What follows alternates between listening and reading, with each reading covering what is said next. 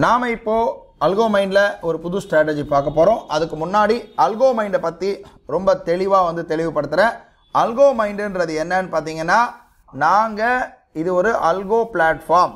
இந்த பிளாட்ஃபார்ம்ல நாங்க எந்த விதமான ஸ்ட்ராட்டஜியை சஜஸ்ட் பண்றது கிடையாது. ஒரு ஸ்ட்ராட்டஜி கொடுத்து இதை யூஸ் பண்ணுங்க, இவ்வளோ அக்யூரசி இருக்கும்னு சொல்ல வேண்டிய வேலை அல்கோ மைண்டுக்கு இல்லை.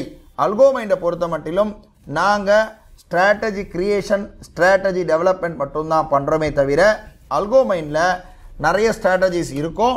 இந்த ஸ்ட்ராட்டஜிஸ் எப்படி உருவாகுதுன்னு பார்த்தீங்கன்னா, சப்போஸ் நம்ம அல்கோ மைண்ட் சப்ஸ்கிரைப் பண்ணுறாங்க, பண்ண உடனே சார் எனக்கு அல்கோ மைண்டில் ஸ்ட்ராட்டஜி கிரியேட் பண்ணணுன்றவங்களுக்கு நாங்கள் கஸ்டம் ஸ்ட்ராட்டஜி டெவலப்மெண்ட் பண்ணித்தரோம். ப்ளஸ் நம்ம அல்கோ பிளாட்ஃபார்ம் ரன் பண்ணுறோம். இந்த அல்கோ பிளாட்ஃபார்ம் பார்த்தீங்கன்னா மோர் தென் 140 புரோக்கர்ஸ்க்கு மேலே நீங்கள் நம்ம அல்கோ பிளாட்ஃபார்ம் மூலமாக கனெக்ட் பண்ணிக்கலாம். ப்ளஸ் நீங்களாவே ஸ்ட்ராட்டஜி கிரியேட் பண்ணுறதுக்கு உண்டான ஸ்ட்ராட்டஜி பில்டரும் இது உள்ள இருக்குது.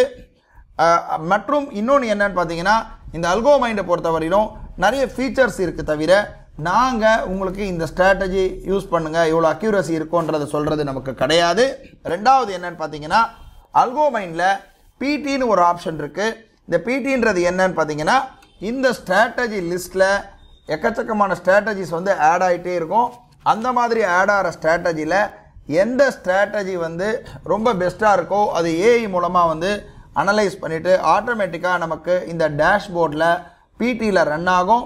அந்த மாதிரி பிடியில் ரன் ஆகக்கூடிய ஸ்ட்ராட்டஜிஸ் சப்ஸ்கிரைபர்ஸ், நான் சப்ஸ்கிரைபர்ஸ் யார் வேணால் பார்த்துக்கலாம்.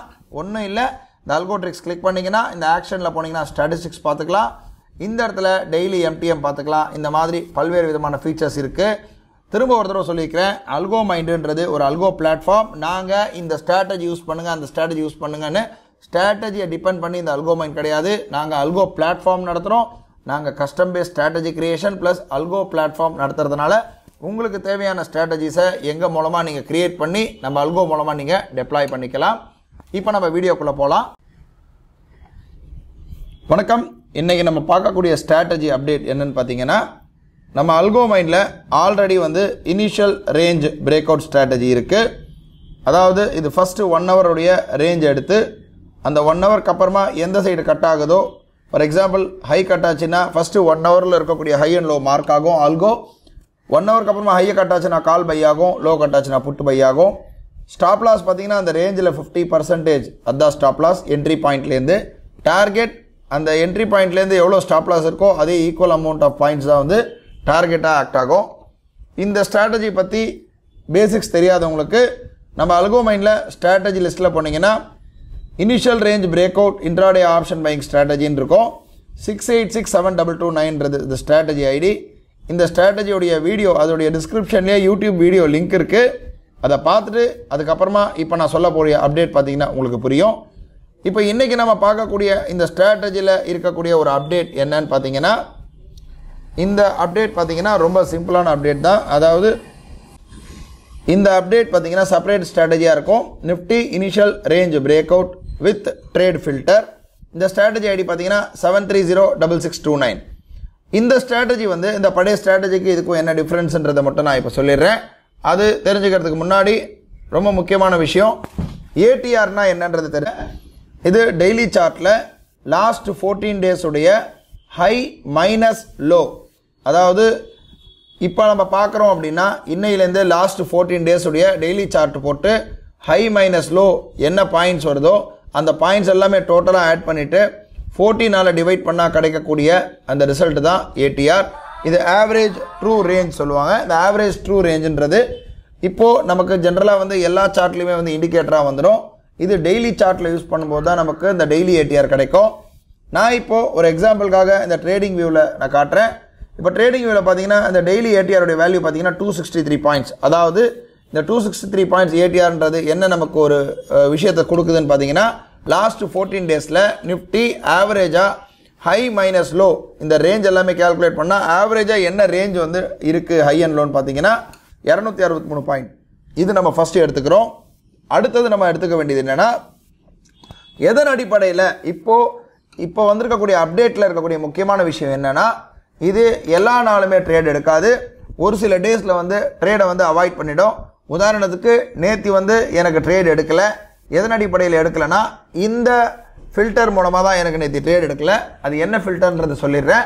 ஜென்ரலாக ஏடிஆர் பார்த்தீங்கன்னா 263 இருக்குது. ஆவரேஜாக ஒரு நாளைக்கு 263 பாயிண்ட் தான் மார்க்கெட் மூவ்மெண்ட் இருக்குன்றதை சொல்கிறது தான் இந்த ஏடிஆர். அந்த மாதிரி ஏடிஆர் இருக்கும்போது ஒரு நாள் முழுவதுமே வந்து 263 பாயிண்ட் தான் இருக்குது. ஆனால் நேற்று என்ன நடந்ததுன்னு பார்த்தீங்கன்னா ஃபஸ்ட்டு 1 ஹவர்லேயே இந்த வேல்யூவோட அதாவது 263 பாயிண்ட்ஸ் கம்பேர் பண்ணும்போது அதில் 70% முதல் 1 ஹவர்லேயே அந்த மூவ்மெண்ட் வந்து முடிஞ்சிருச்சு. ஃபார் எக்ஸாம்பிள் பார்த்தீங்கன்னா ஃபஸ்ட்டு 1 ஹவருடைய மூவ்மெண்ட் என்னன்றதை நான் இப்போ சொல்கிறேன். ஃபார் எக்ஸாம்பிள் முதல்ல 1 ஹவருடைய லோ பார்த்தீங்கன்னா 22,992, ஹை பார்த்தீங்கன்னா ஃபஸ்ட்டு 1 ஹவருடைய ஹை பார்த்தீங்கன்னா 23,192. அதாவது 200 பாயிண்ட் வந்து ஃபஸ்ட்டு 1 ஹவர்லேயே வந்து மூவ்மெண்ட் கொடுத்துருக்கு.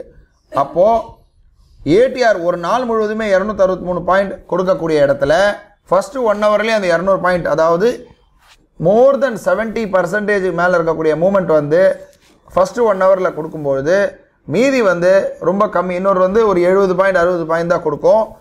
அப்போது மோஸ்ட் ஆஃப் த டைம்ஸ் வந்து இந்த மாதிரி எப்போல்லாம் வந்து இந்த 70% மேலே மூவ்மெண்ட் வந்து கொடுத்துருக்கோ இல்லை 80% மேலே வந்து ஃபஸ்ட்டு 1 ஹவர்லேயே அந்த டேவுடைய ரேஞ்சை கவர் பண்ணியிருக்கோ, மற்ற டேலாம் வந்து டல் டேவாக இருக்கும் இல்லை ரிவர்சல் நடக்கும். இதுதான் வந்து ஏஐ பேஸ் பண்ணி நம்ம கண்டுபிடிச்சிருக்கக்கூடிய டேட்டா. அதன் அடிப்படையில் பார்த்தீங்கன்னா நேற்று பண்ண வேணான்னு தான் பண்ணலை. பார்த்தீங்கன்னா மார்க்கெட் அப்படியே ஆட்டோமேட்டிக்காக ரிவர்ஸ் ஆகிருக்கு. நேற்று டார்கெட் கொடுக்கல. இதே போல் தான் முந்தா நேற்று அதாவது 12ஆம் தேதி ஹை பார்த்தீங்கன்னா கரெக்டாக வந்து 23,096. அதாவது ஃபஸ்ட்டு 1 ஹவருடைய ரேஞ்சுடைய ஹை, ஃபஸ்ட்டு 1 ஹவருடைய ரேஞ்சுடைய லோ பார்த்தீங்கன்னா 22,800 லோ, ஹை பார்த்தீங்கன்னா 23,096. அதாவது ஆவரேஜாக 300 பாயிண்ட் வருது. நம்முடைய ஆவரேஜ் ஏடிஆர் என்ன 263. ஆனால் 300 பாயிண்ட்னு வரும்போது மோர் தென் 125 பாயிண்ட்ஸ் மூவ்மெண்ட், அதாவது அந்த நாள்லேயே வந்து ஒரு நாளைக்கு 263 பாயிண்ட் தான் மூவ்மெண்ட் இருக்குது. ஆனால் இது 1 ஹவர்லேயே 300 பாயிண்ட் கொடுக்கும்போது இது ஒரு அப்நார்மல் மூவ்மெண்ட்னு வரும்போது கண்டிப்பாக மார்க்கெட்டில் யூட்டர்ன் அடிக்கிறதுக்கு வாய்ப்பு இருக்குது.